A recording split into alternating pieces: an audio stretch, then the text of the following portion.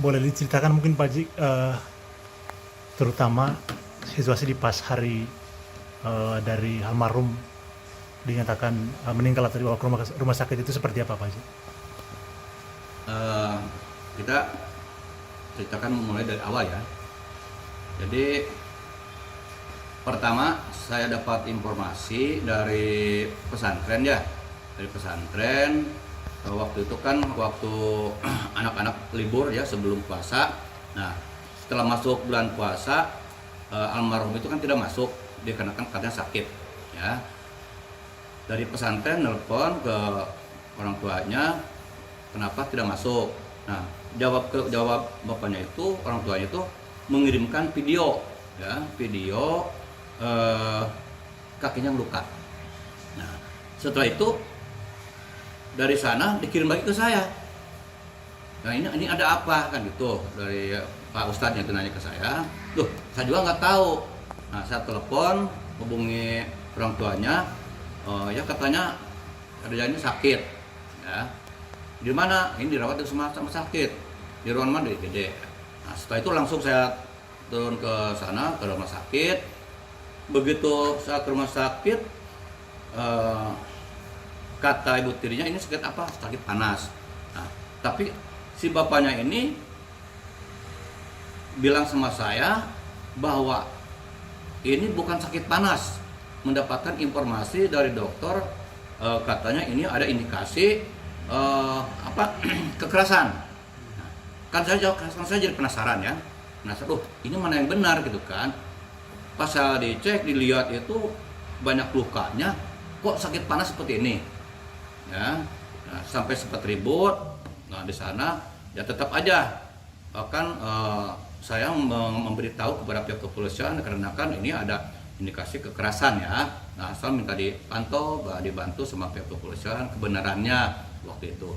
Nah, setelah itu saya datang ke rumah sakit dan didampingi juga oleh dari pihak kepolisian. Saya izin sama orang tuanya untuk menanyakan kebenarannya sama anak ya, dikarenakan anak itu lagi parah lah ya.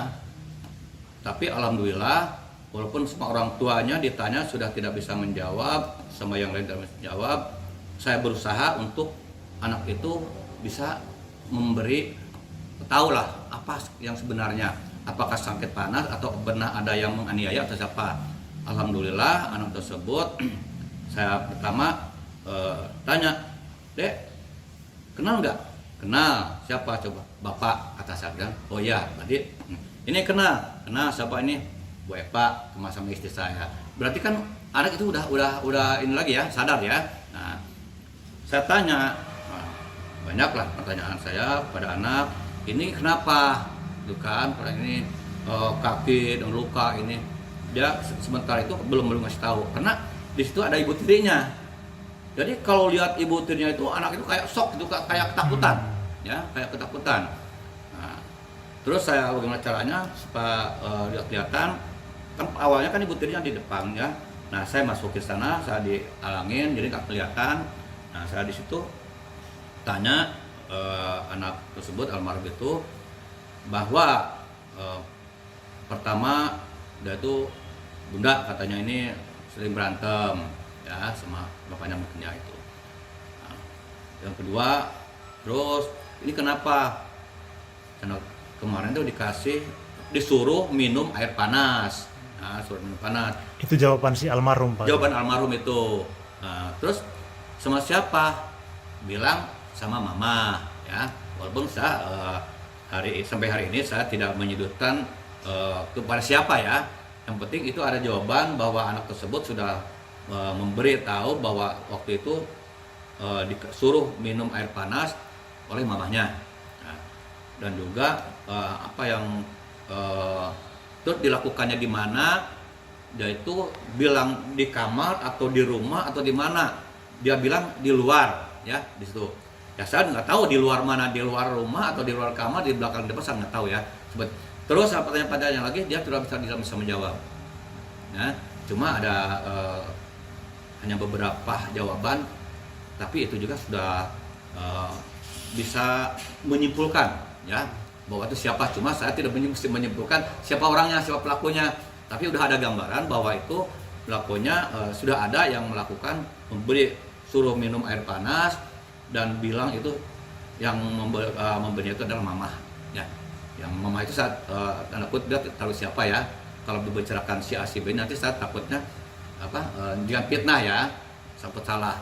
Yang jelas itu jawaban anak tersebut seperti itu. Siap, Pak Haji, mungkin bisa diceritakan juga kan si Pak Anwar ini ayah dari almarhum ini kan merupakan anak angkatnya Pak Haji juga gitu. Betul. Nah, itu mungkin bisa diceritakan Pak Haji bagaimana awal mulanya kemudian mengangkat beliau sebagai anak angkatnya Pak Haji gitu. Gini ya, sebetulnya Pak Anwar ini menjadi anak angkat saya ini bukan dari kecil ya. Setelah dia masuk di organisasi saya ya. Organisasi saya kurang lebih ini udah 12 tahun ya. Udah 12 tahun dan dia merapat ke sini kurang lebih 10 tahun lah ya. 10 tahun datang ke sini dengan anggota saya juga, dibawa, dikenalkan.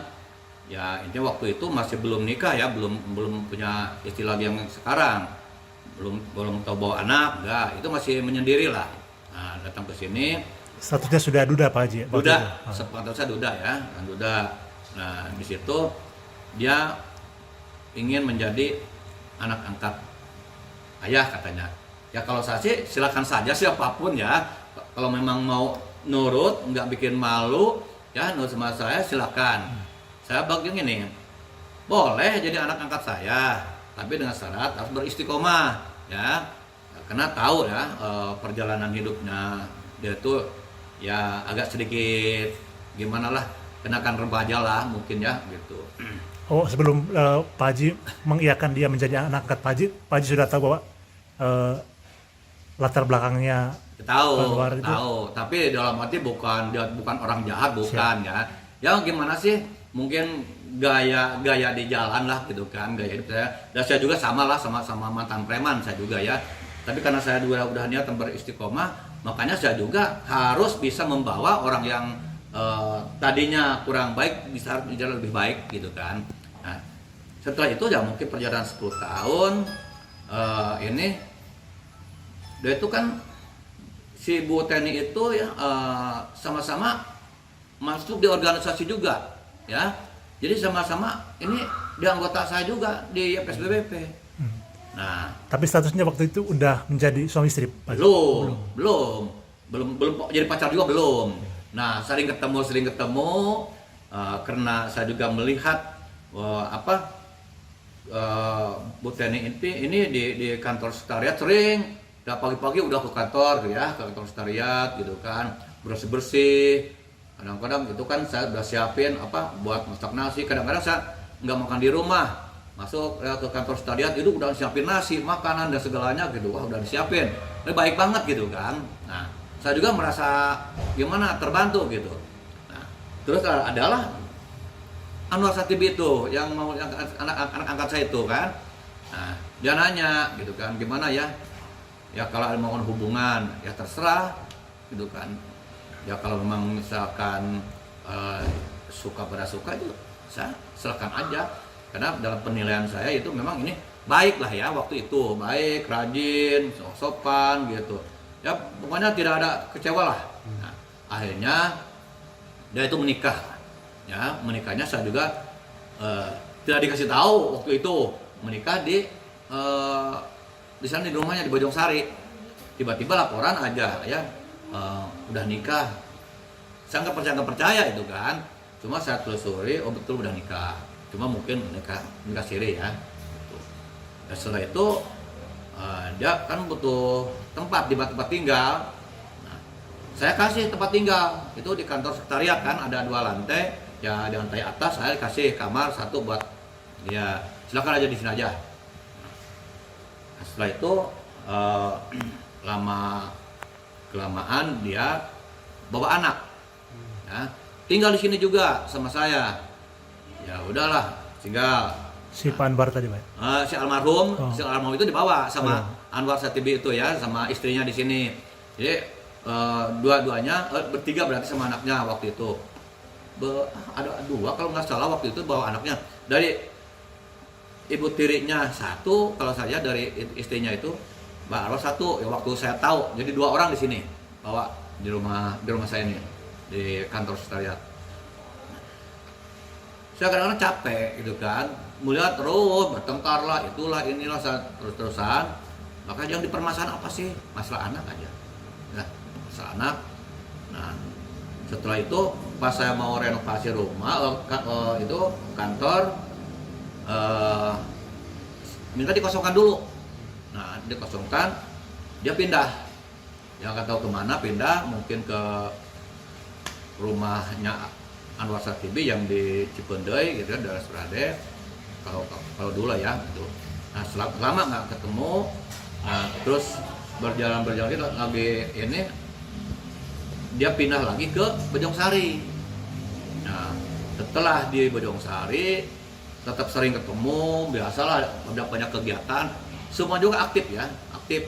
Bahkan itu saya angkat jadi ketua cabang Surade, Anwar Satibi itu, dan istrinya itu sebagai bendahara sama saya. Nah, udah. Tapi kan di sini dia tuh dengar terus-terusan ribut. Ya. Jadi kalau ribut pasti ngasih tahu saya. Kan? Gimana ini? Saya ngasih saran, ngasih nasihat, itu udah ini sebagainya. Ya udah capek, akhirnya saya memutuskan gini aja. Untuk lebih adil supaya nyaman dua-duanya, cobalah masukkan ke pesantren, kata saya bilang ya. Nah, si almarhum ini dimasukkan ke pesantren, saya titip